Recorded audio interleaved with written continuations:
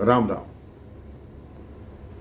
जैसा कि मैं पिछले प्रसंग में बता रहा था कि सागर को पार करके रामादल लंका के निकट सुवेल पर्वत पर आके अपना शिविर बना के रहने लगा।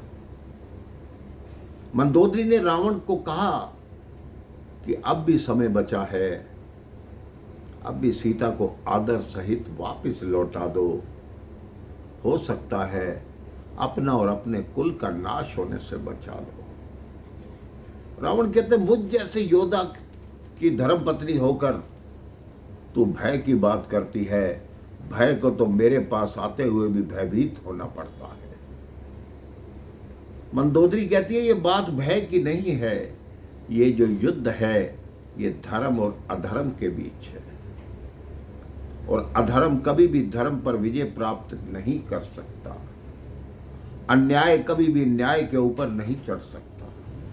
इसलिए मेरी बात मानिए। आपने सदैव मेरी बात का माना है, एक बार फिर मान लीजिए। रावण कहता है तुम्हारे मन में ये कैसे कैसे विचार आने लगे?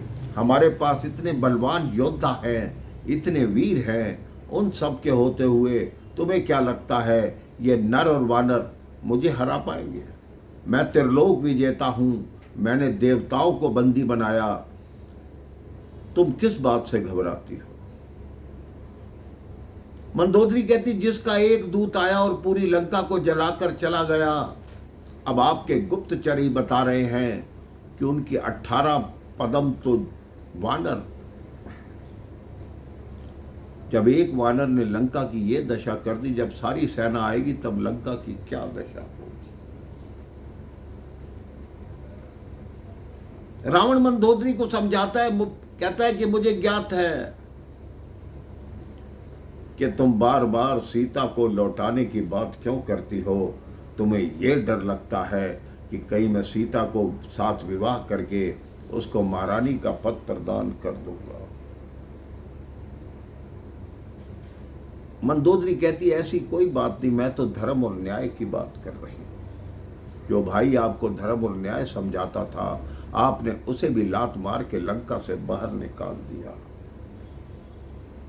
अब भी कुल में जो कुछ बचा है उसे बचाने की चेष्टा कीजिए। रावण कोई बात नहीं सुनता। हालांकि अंदर से रावण को ज्ञात है मेरे भाई बहन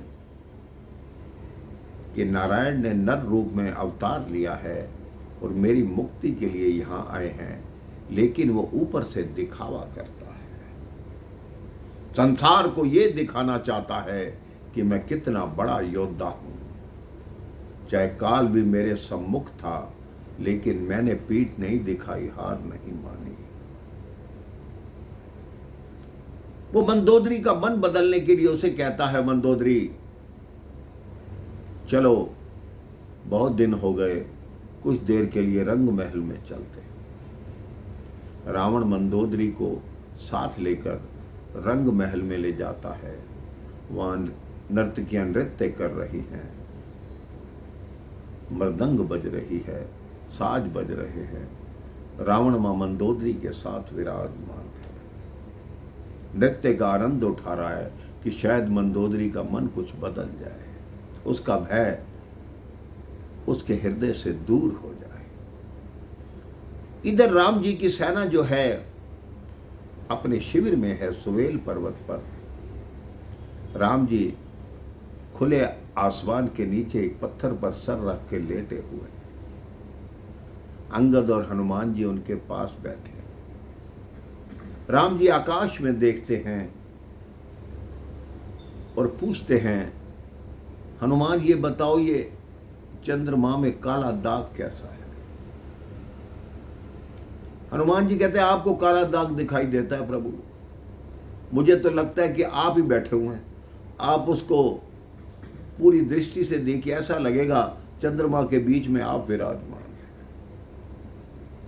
राम जी कहते हैं जैसी जिसकी दृष्टि होती है, जैसा जिसका मन होता है, वो वैसा ही सोचता है। आकाश में बादल छाए हुए हैं, इतने में बिजली चमकने का उनको प्रतीत होता है कि बिजली चमक रही है, मेघ गर्जना कर रहे हैं। ये क्या है? राम जी पूछते हैं। इसके पश्चात राम जी ने जो प्रश्न किया था उसका उत्तर विभीषण जी ने दिया। क्या दिया, इस संदर्भ में मैं आपको अगले प्रसंग में बताऊंगा। राम राम, जय श्री राम।